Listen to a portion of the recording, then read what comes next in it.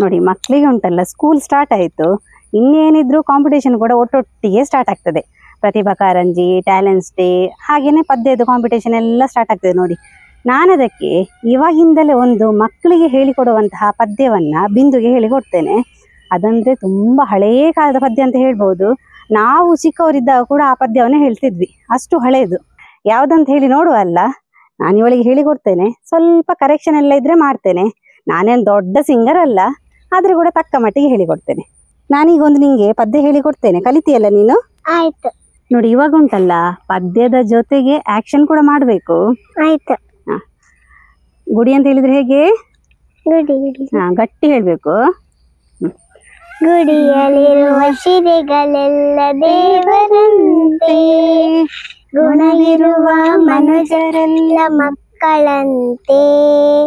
ಮಕ್ಕಳಿಗೂ ದೇವರಿಗೂ ಬೇಡವಿಲ್ಲ, ಇಬ್ಬರ ಮನಸ್ಸಲ್ಲೂ ಕಪಟವಿಲ್ಲ.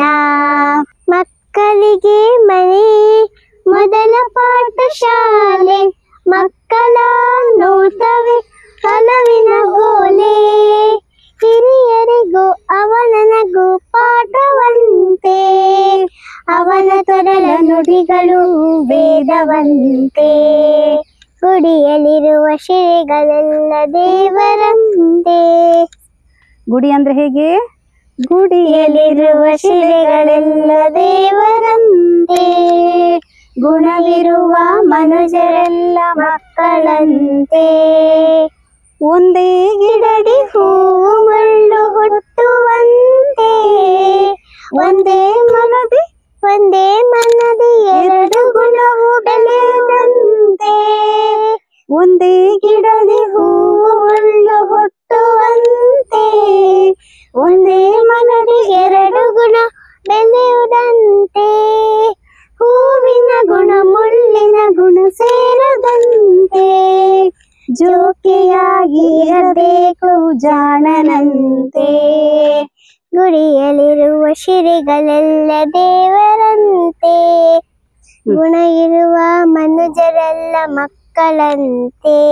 ಮಕ್ಕಳಿಗೂ ದೇವರಿಗೂ ಭೇದವಿಲ್ಲ, ಇಬ್ಬರ ಮನಸ್ಸಲ್ಲೂ ಕಪಟವಿಲ್ಲ.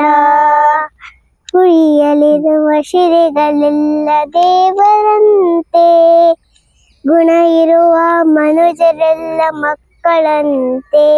ಇವಾಗ ನಾನು ನಿಂಗೆ ಪದ್ಯದ ಜೊತೆಗೆ ಆಕ್ಷನ್ ಮಾಡಿ ಹೇಳಿಕೊಟ್ಟೆ ಅಲ್ಲ, ಇನ್ನದನ್ನ ಗಟ್ಟಿಯಾಗಿ ಎರಡೆರಡು ಸಲ ಹೇಳ್ಬೇಕು, ಆಯ್ತಾ?